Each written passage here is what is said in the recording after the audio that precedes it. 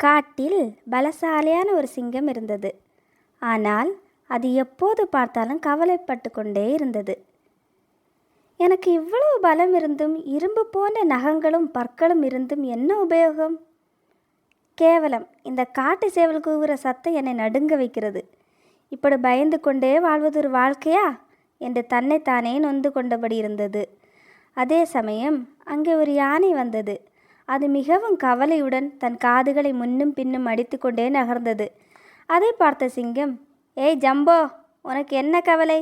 யாருமே உன்னை எதிர்த்து ஃபைட் பண்ண மாட்டார்களே. உன் உடலை பார்த்தாலே எல்லாம் அனிமல்ஸும் பயந்து ஓடுமே. எதற்காக நீ கவலையோடு இருக்கிறாய் என்று ஆச்சரியத்துடன் கேட்டது. அதற்கு யானை, இதோ என் காது பக்கத்தில் பறக்கும் குளவியை பார்த்தாயா? அது என் காதுக்குள் நுழைந்து கொட்டி விட்டால் அவ்வளவுதான், என் உயிரே போய்விடும். அதற்காக தான் இது காதுக்குள் போய்விடாதபடி காதுகளை ஆட்டிக்கொண்டு கவலையோடு நடக்கிறேன் என்றது. அது கேட்டு சிங்கம் யோசித்தது. இவ்வளோ பெரிய உடம்பை வைத்திருக்கும் யானை கவலைப்படாது என்று நினைத்தால் அது கூட கவலைப்படுகிறதே.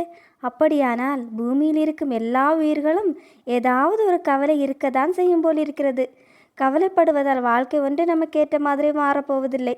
அது மட்டுமல்லாமல் கவலைப்பட்டு கவலைப்பட்டு நம் கண்ணெதிரே இருக்கும் ஜாலியான விஷயங்களை பார்த்து சந்தோஷமாக கூட வாழ முடியாமல் போய்விட்டதே என்று அது புரிந்து கொண்டது. அன்றிலிருந்து அது கவலைப்படுவதை விட்டுவிட்டு ஜாலியாக வாழத் தொடங்கியது.